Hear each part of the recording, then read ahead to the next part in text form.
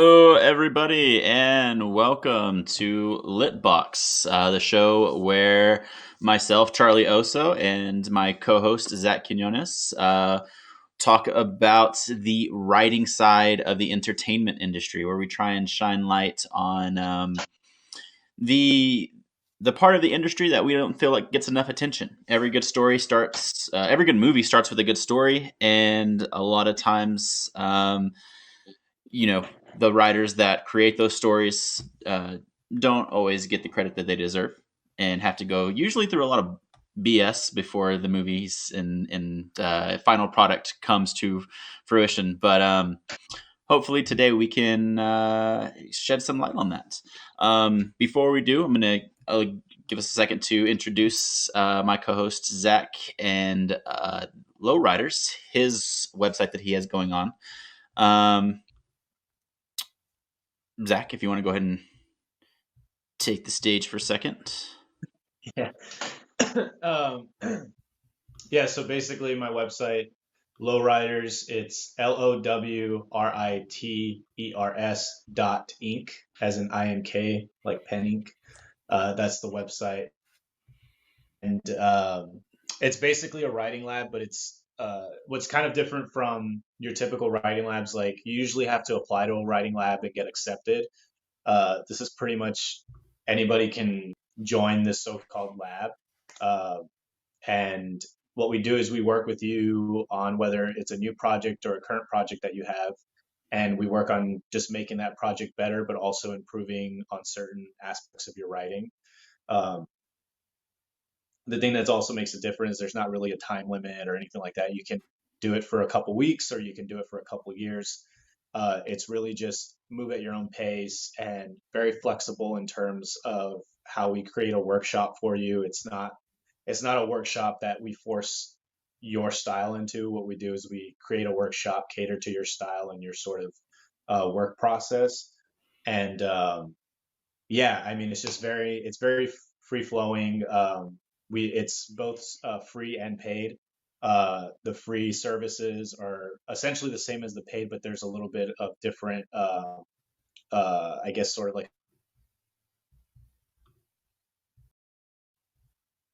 basically trying our best to make everything as fair as possible. Oh shit. No, you're good. You're good. It popped you back in. You're good. Okay. Fuck. I just had to switch. You froze for a second, but you're good. All right. Am I back in? Am I back Yeah, in you're yet? good. You're good. Okay. Because my thing's all frozen, so I can't Oh, really okay. see. But yeah, you can go on the website and look at it. So I mean, that's pretty much it. And a quick example would be like if you're somebody that works really slow, then it would be something that would be done like once a month. We would meet with you and go over certain parts of something that you're working on and kind of zero in and figure out, what are the weaknesses, what are the strengths, and really focusing on not just what's kind of what you can work on, but also solutions to that. A lot of writing labs, they kind of like tell you what's wrong, but they don't really actively work towards that, towards fixing that and actually improving.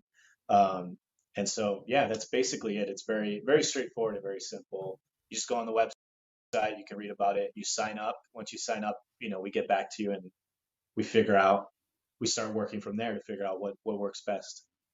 It's a really cool project as far as collaboration with other writers. Um, I know that that's something that I wish that I had more of whenever I was in school. You have your peers that you're going to school with, that are going through the program along with you. But a lot of the times, those people are so immersed in what they're trying to do and the stuff that they're trying to put out, they don't really give a shit about what you're doing. Whenever you show it to them, and you're like, "Hey, can you take a look at this for me?" Most of the time, when you do that, it's for a grade, and so they look at it as quickly as they can so that they can start working on their stuff again, and you're not getting really good honest feedback. So Lowriders is a really, really awesome idea in that it's going to provide you with honest, really critical feedback rather than just the BS that you would get from other people. So definitely look into it if you are an aspiring writer and don't really know kind of where to begin, or if you have an idea and you just kind of want to fine tune your process. It's something to look forward to and something to look into. Um, Going on to Culture Nerd with the logo that you see up there at the top. It is a basically Culture Nerd is an idea to create a hub, a nerd hub, because as you can tell, I've got all things nerdy behind me, all things nerdy on currently, and yeah, so I want to try and really bring kind of the nerd culture into the audience. I feel like that's something that gets left out a lot. It's nice whenever we can immerse ourselves in things and whenever we can absorb those things, and it's nice to kind of sit back and have this passive relationship with our entertainment. But what I want to do is actually create more of an immersive atmosphere. I want to allow you, the audience, to actually partake in the discussions, to become part of the shows, if you will. So Culture Nerd is still in the process. We're slowly building up the programming. This is actually the first show that we're coming out with. We decided to um, work on something that was educational and informative, and that there was a need for. Like I said, some of the best movies start with a really good story, and a lot of people don't take that into consideration. And so, with our writing background, we decided that this would be actually a really cool first step. So, anyway, on to today's episode for LitBox. Last episode, we talked about the failure of video game adaptations and just the inability of Hollywood to really just kind of get it right. So if you haven't Yes. had a chance to check that out, you can definitely do so on on the YouTube channel. Go to Culture Nerd at YouTube, and you will be able to find it there. Uh, I don't know. Are you going to put it up on your website at any point in time? Yes, I actually think I already did. Okay, It should be the first episode should be posted on there. sweet. Uh, So you can go to Culture Nerd or you can go to Lowriders to find that episode there. yeah. Um, we tried to break down, just the miscommunication between video games and film and just why it just doesn't quite work out. Today, we're going to cover a new topic. We are going to discuss time relevance. I guess is the best way to describe that. Just writing in the moment and trying to figure out when is a good time to tackle a time sensitive subject, such as things that are happening now. You know, it's interesting that you could feel very passionately about something that's happening, or take inspiration from things that are happening, but when is the right time to actually start writing about it? And what kind of things get created in that process. So that's the topic we're going to discuss today. I hope that you stick with us. I hope that you enjoy the show. And I guess without further ado, let's go ahead and let's get started.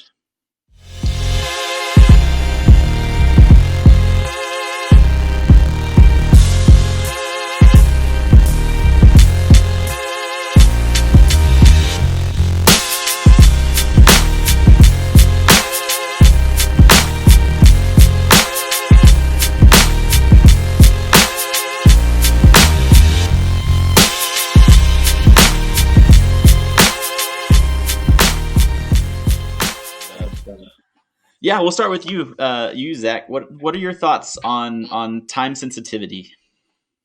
Uh, well, obviously, I mean, the key word there is sensitivity. Is not so much from like an emotional standpoint, but just sort of like, again, like it's as direct of a term you could use it, the time sensitive things. But a lot of people think of it. I think a lot of people think of it in terms of like emotional, and I don't really. I think of it more of like a mental thing, um, because what's like the best way I can put it. Um, Ultimately, regardless of how relevant or not relevant something is when you put it out, people always absorb it creatively first before they really take it emotionally. So a lot of times when you're doing, like, if we're using like the pandemic as an example and you want to write something in terms of that, um, I think a lot of people when they write it from a time sensitive, they think of it in terms of like it's so relevant, I need to do it right now. they're taking too much of an emotional stance on it, and they expect people to kind of like embrace sort of that presentation of it because they feel like it's going to have such an emotional impact on them.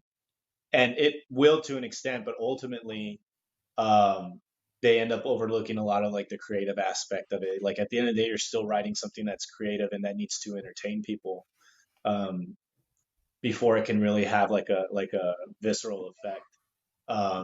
And kind of like a couple of actually really good examples is John Donne, who was a poet in the 1600s, metaphysical poet. So during that time, Europe got hit with essentially like it wasn't a pandemic because it wasn't global. I think it's an endemic that's like countryside or continental. It's one of those. And in Europe, they got swept with a plague that they didn't really know exactly entirely what it was. I believe they historians believe it was typhus, and it was very identical to what's happening now because a lot of people got sick and were just dying, and they didn't know what it was. People were having to quarantine, and John Donne had gotten sick with it, and he was forcibly quarantined in a missionary, and they would put people in this missionary, and he ended up writing what's almost considered one of his best works that was completely about that whole situation and experience.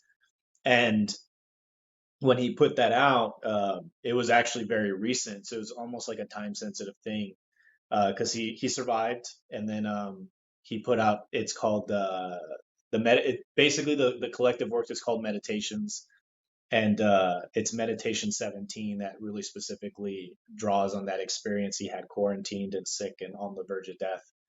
And it's considered one of his greatest works. It was considered one of his greatest works at the time he released it. It wasn't something that was like appreciated way after the fact. And so he put that out, and um, that could be like a good example of like somebody feeling there's something time sensitive and I need to put it out now, and it's relative. But the interesting thing about that is it doesn't really focus so much on the plague and the quarantining so much. It just uses that as sort of like a platform to build off these other grander ideas that he kind of like came to with while he was in there. And so he just used it as like a springboard. Um, so that's a really good point, though, as far as using the time and the events that are taking place during that time as inspiration, as an inspiration well, versus actually just focusing on the events themselves and kind of creating an emotional story based on what happened versus what actually happened. Mm-hmm. And I mean, to a degree, I want to say that yes, focusing on the events is important, but then I also wonder, as creators and as storytellers, one of the biggest things, one of the biggest takeaways that I learned from like my high school theater class was, theater and the visual arts and art in general is all basically social commentary. Mm-hmm. And that commentary creates itself based on our emotional responses to whatever is taking place at the time. And I have a hard time bringing this up because I would love to have somebody who is more versed or somebody who is more qualified to actually have this conversation than you and me. But one of the thoughts that came to my mind whenever I created this episode was basically um, the idea of like Black Panther. Mm-hmm. Black Panther came out before Breonna Taylor, Yeah. before Ahmaud Arbery, before George Floyd. Um, and that story is so, there is such a diverse thought process between the hero and the villain. In terms of, well, we should share what we have, and no, we should use what we have to annihilate, the people who are doing this to us. Mm-hmm. And I just can't help but wonder, based on the emotion of of the United States, based on the emotion of our country now, well, how would that change the way that the show was presented? How would that change the way that you felt after you came out of the theater? You know, in the end, we're supposed to say, well, T'Challa's right, right? Like he did awesome. He did the right thing. He did, he brought it together, and he's sharing the wealth of Wakanda with the rest of the worlds, and Yeah. that's a great ending. But now, I mean, there's such a rage in America that, do you really identify with that now, or do you now say, well, damn, maybe Killmonger should have won? Yeah. you know, and so that's the piece that is interesting to me, in that, would Black Panther work as well now, and would we take the same message away from it if it were presented to us in this time period versus a time period before? Mhm. So Yeah, and I think that's a very really interesting point. I also think if you want to take it further, what the thought process would be for the creators if they were making it after all the Breonna Taylor and the George Floyd, how much it would essentially like how much different would their sort of mentality be going into making that movie and writing it? Um, would they be more intense with Killmonger's thing? Would they so even that would have an influence in terms of how that would change, even if it's just 10% of just sort of like the tone of the film. yeah. Because it's a pretty lighthearted film for it's pretty like gritty moments. It's a Hmm. fun film to watch. Um, so yeah, I mean that's it. I mean a lot of that again, it kind of goes back to that whole like the emotional sort of like attachment or reaction to a lot of things, and how you kind of implement that. If you have like how much balance do you put between like being creatively sound and just being very emotionally charged? Yeah. And it's interesting too that you say that, because it's like uh fuck, I can't remember what was the director's name again. Ryan Coogler. Ryan Coogler. He did that Fruitvale Station. Oh man, yeah. Yeah, and that came out after obviously the incident happened, Hmm. obviously. Um, and again, it's like he didn't do it because it came out like a few years after the fact, so it was still kind of like fresh, but it wasn't completely forgotten yet. So I think that that's a really good example of like being time sensitive, but not being too like reactionary.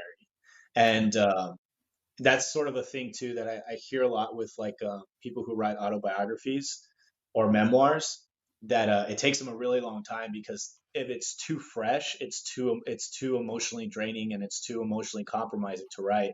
So a lot of times they wait 10, 15 years when it's really, really kind of they've moved on from it, and they Hmm. can look at it from a very more like not objective, but a more balanced perspective, to where they can really like depict whatever those experiences are in a much more um, effective way. And I think Proof Station is like a really good example of something that took an event, and in a weird way it's still relevant, because those are things that are still happening. So it's like he kind of like executed that very perfectly, Yeah. because it's still a major issue in our country of stuff like that happening.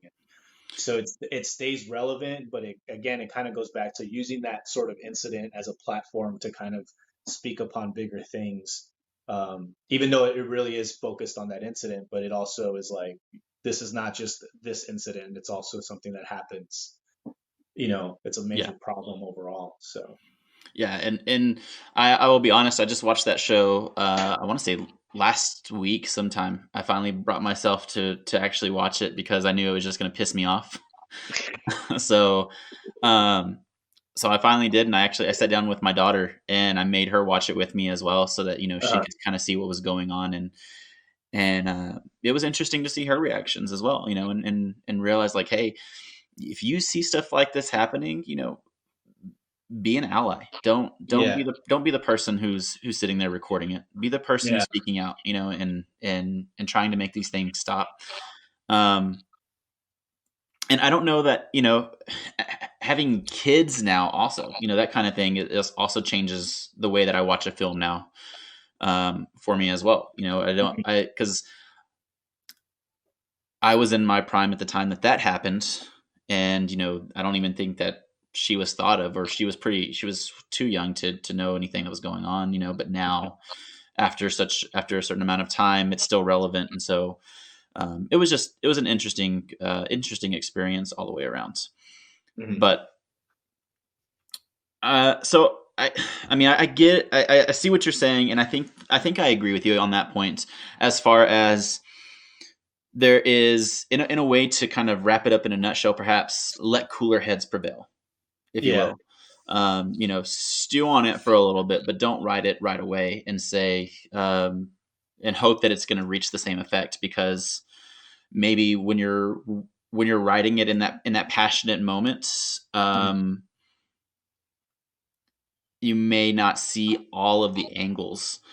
And I could also see how one's passion for a project could actually hinder them from making something that is more widely recepted.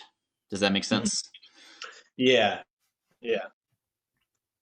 So, um, I don't know. That's where I'm at on that. So, I guess when you're writing something and that moment of inspiration really jumps on you, I would say take a moment and write the idea down. Get the idea on paper, put it down, remember how you felt about it, but in the end, give it some time to breathe, so Mhm. that when you begin the project, when you actually start writing on the project, you are more open to other ways of presenting the information.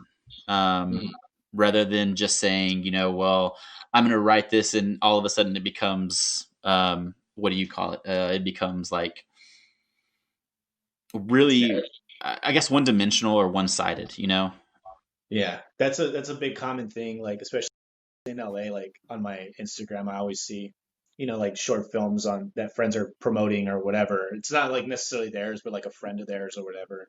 And they all have the same exact caption because it's always like a social commentary film. It's always something very like happening in the now, like in terms of like a relevancy or if you want to say trending. And it's always the same caption. This is a story that needs to be told. This is blah blah blah. And it's just always really weird because I'll watch it and I'm just like I'm literally seeing all the same movies, just a different from a different director. And it's Yeah. it's it's kind of like a weird thing because it's like exactly like what exactly are you doing in terms of like are you it's a weird thing to say because it's like okay, yeah, okay, if you think like a certain political or social issue needs to be told, like what is your attachment to that? Like if you're just some filmmaker and you're like, oh, I want to make this movie about racism, and it's like, what is your attachment to that? Like, have you experienced racism? Do you have a particular experience that can like really like hit the nail on the head? And I feel like a lot of, I mean, it's Los Angeles, so there's a lot of opportunists. So I feel like Yeah. that's a big part. And what's sad about that is that when you actually have somebody that actually can communicate sort of that experience from a much more authentic and creative way because they have like more direct links to that, they Hmm. get kind of they get kind of like drowned out by like all the other like just generic person making a social commentary film, just because they know it's going to be like a thing that everybody and they know it's something that people won't criticize, like even if, like there's a lot of them that are really bad, like the acting's bad, the story's bad, it's boring, and it's like it's 10 minutes long and it feels like 30, and but you can't be like, yo, this thing was trash, like because they're going to be like, oh, what are you, like you don't care about issues, and it's like, Oh no, it's yeah. just from a filmmaking standpoint it's just garbage, Yeah. like. Like And you so you made this to jump on the bandwagon. You made this to be trendy. You know what I mean? yeah, And exactly. you thought that, by you making this piece of art during this critical time, you're I mean, basically what it comes down to is exploitation at that point. Yeah. You know. Yeah. And don't do that. If you're a writer and you're trying to jump in a critical moment of history and you're saying I can write about this, and you're using somebody else's story or somebody else's victimization, don't do that. Yeah. Don't do that. It will. They won't tell you that your thing is bad because they don't want to come off like insensitive, but it's bad most likely. Like, I mean, it's at that point, it's a moral issue. You know what I mean? yeah, Your integrity as a creative artist then is it's it, it's on show. I mean, yeah, and don't it's not going to show much in that case. yeah, So so I mean, so that answers. I think that's a good answer for the question of this episode as far as when's a good time to write. Like I said, figure it out, feel what you're feeling, and then let it kind of give time to breathe, and make sure that when you're writing it, um, don't feel like your feelings aren't valid, but remember that what we're doing is we're creating art um, that needs to have social commentary, and if you end up, writing a one-dimensional story, it's going to come out a little tone deaf, and you want to create your most effective piece of art. yeah.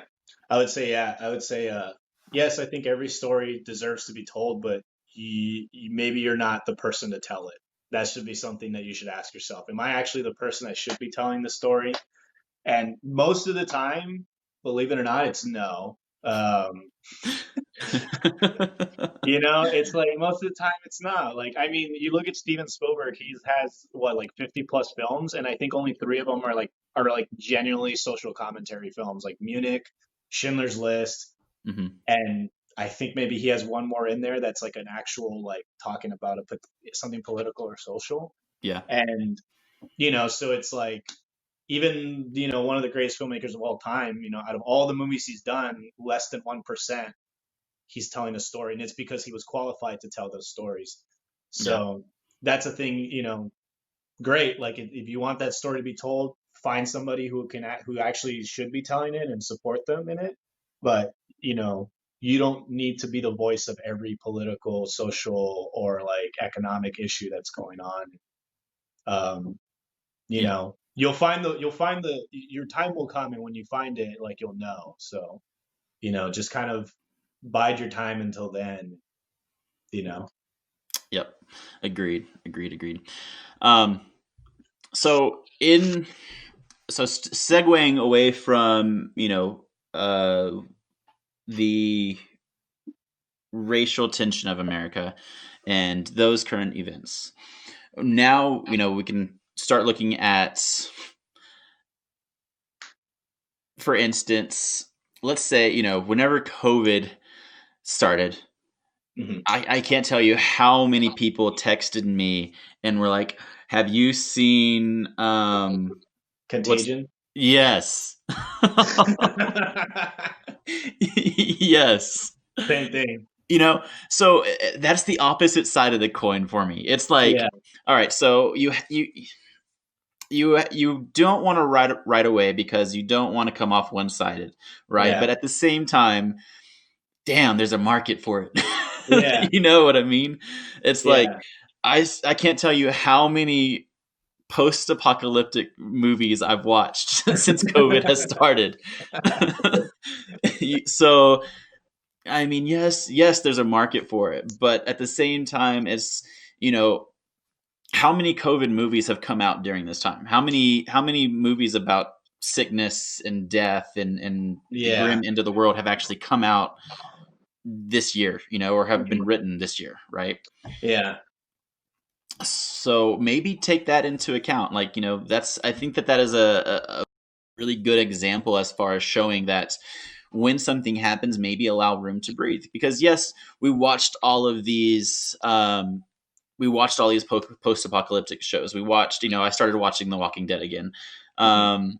We watched Contagion. We were watching, all of these, like I said, post-apocalyptic shows, but none of them were made during this time. All of these shows that I'm watching were made prior to this actually happening. Hmm. Um, so yeah, there's a market for it, but I don't know necessarily that anything that would have been created at this point in time would actually be good, because like you said, there would be too much of an emotional attachment to it, too much of, maybe it's realism. Yeah. I mean, we look at shows to escape, right? Movies Mhm. essentially are our sense of escapism. And if you started doing, like, Contagion was there, and it was, I think the reason that Contagion was watched so much is just because it was really coincidental, just how eerily similar it was, and it was Yeah. made before this happened. So everybody Yeah. was watching it because it was like, "Oh my god, Yeah. And this movie." that's a good point because nobody really said this movie was great. They were just like, this movie had a lot of coincidences. Yes. Because it's not, I mean, I've seen the movie. I never watched it again after. It didn't appear. It's just like, when I was like, like, Yep. but yeah, it was a very coincidental thing. So there's that attachment to it of that. Yeah.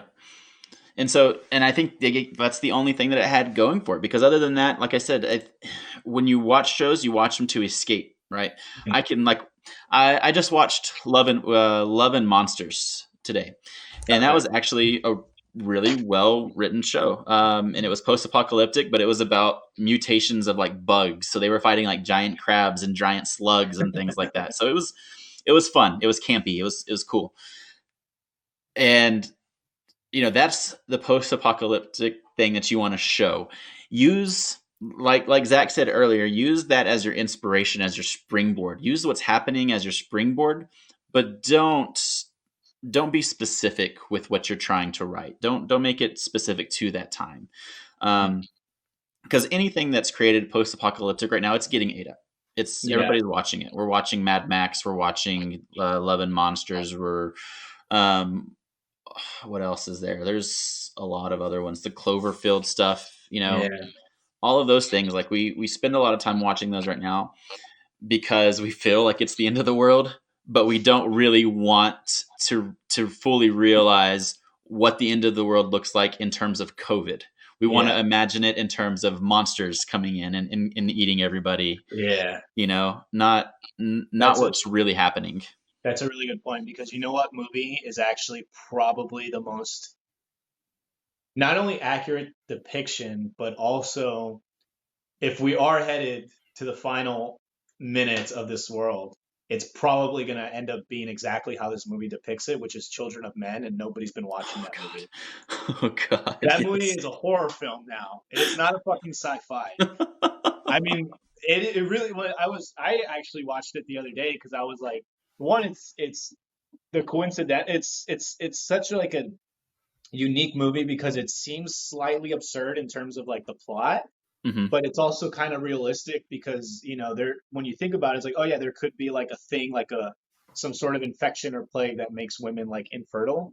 Yeah. um and it's yeah, like watching that movie like with like the collapse of middle class and the rich wealthy are all safe, and it's just like Yeah. you're just like because it's I think in that movie too when they talk about like to an extent the thing is like people think of the apocalypse, and apocalypse now has this sort of concept as well where they people think of the end of the world as like a sudden thing, and Yeah. it's not really like, unless an asteroid comes, but even then if an asteroid hit us or whatever there would still be a survival rate of like 2% or Hmm. at least 5% or something like that. And so the end of the world or the end of existence of man isn't this sudden thing that just happens. It happens over a long gated time. And Yeah. so Children of Men's kind of depiction of like it's not the end of the world, but we're on the way there. You're just seeing kind of like that middle part of it, and it's a very disturbing. But yeah, it's one of those films that like kind of like correlates to Black Panther. It's like before the pandemic and after the pandemic, it just has a completely different feel to it in terms of prior it was a sci-fi thing and it was like dark and depressing, and this one it's like kind of horrifying and terrifying, and it's like fuck, like this is really Yeah. but That's a lot of people have not watched that movie, and I think because deep down a lot of people know it's going to be a little bit too it's just gonna be Too too real. visceral. Yeah, too real, and it's Yeah. just like, nah. Mm-mm. Yeah, I might have to go back and watch that now because it's been a while since I've seen it, and I know back then, even then, it was just like, man, that's crazy because you are watching the annihilation of the human race, basically one death at a time. As each person dies, there's no more being born. That's it. Yeah, And so now looking at that and seeing the state of things, damn. yeah, That's a really good example of how events in history can change the outlook of a script. yeah. Really good example, man.